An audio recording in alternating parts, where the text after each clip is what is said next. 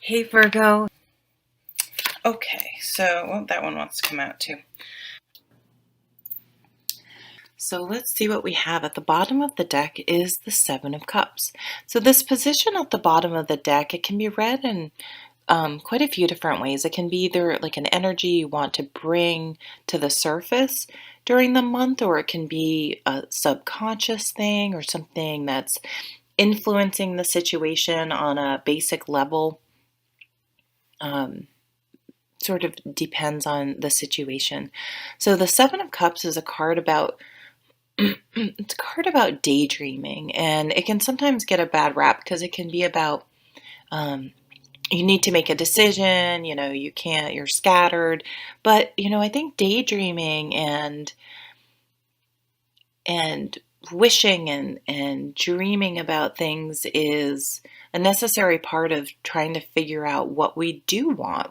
Um, sometimes what we dream about we think is going to make us happy. In reality, it doesn't always make us happy, but we need to dream and wish and think and fantasize and to be able to really get clear though on what we do want and what our vision is. So perhaps this might be a month, and I started this on Pinterest to make a vision board, sort of the 21st century way, I guess, of making a collage, but you could also do a good old fashioned one. I just don't have magazines and things laying around like I used to, I guess.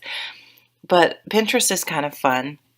And no, I don't get any money from Pinterest. I wish.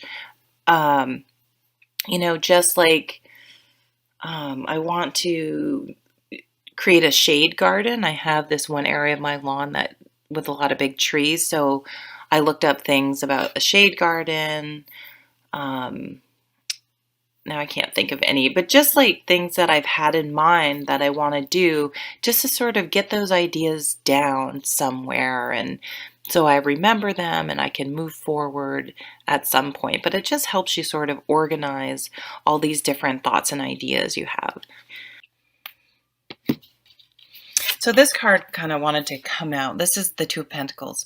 Things may be, you just may have a lot going on this week, juggling a lot, seeming like you're running around, like you're not getting home till like 8 o'clock, and you just kind of have to get your chores done and get ready for bed, and then you're up again the next day, just hitting the ground running. So when you have hectic weeks like this, self-care, are there some responsibilities that you really don't have to, that you think are responsibilities, but you feel more obligated than they're truly something that you need to be responsible for? Um, Maybe you can let some of those things go, but sort of plan your week ahead of time. So if you're just like, if you made plans with a friend, instead of just stressing about it all week and then bailing on them at the last minute, just try being upfront and say, look, I just have so much going on. Can we reschedule? Half the time when people want to reschedule, I'm just as happy, but it's nice to do it ahead of time, to be respectful of their time as well. But the ships are there in this card. They are coming in. It's just a little bit a turbulent landing. Having just flown, I know what that's like. Okay, let's pull these over. Five of Pentacles. The Hermit. Yeah, the Hermit and the Hierophant go nicely together for really doing some inner work. The Chariot, the Four of Cups, Two of Swords, Five of Wands. And so there's some... There are two fives. We have the Five of Pentacles, which is a card, it's like a poverty mentality card. It's just feeling left out in the cold, feeling brushed off. I mean, maybe if someone cancels on you, they may feel like you blew them off or something.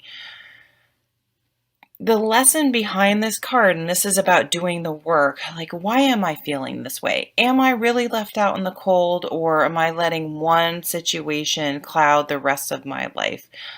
Are there people there for me, but because that one person I want isn't there for me, I've just decided to say everything sucks. You know what I mean? And let that contaminate the whole rest of how things are going. And the other 5 here is the 5 of Wands.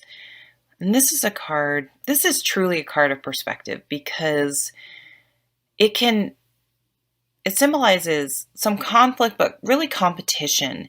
And I always use this example. So if, say, you're a runner, you may do 5Ks on the weekend or every once in a while, because it's really great. It's motivating. It can be a nice community, social atmosphere. You can get to know people, and it keeps you motivated, and it's friendly competition. You're more or less racing against your own personal best time, and it's just a nice way to stay motivated and get out and about and things like that.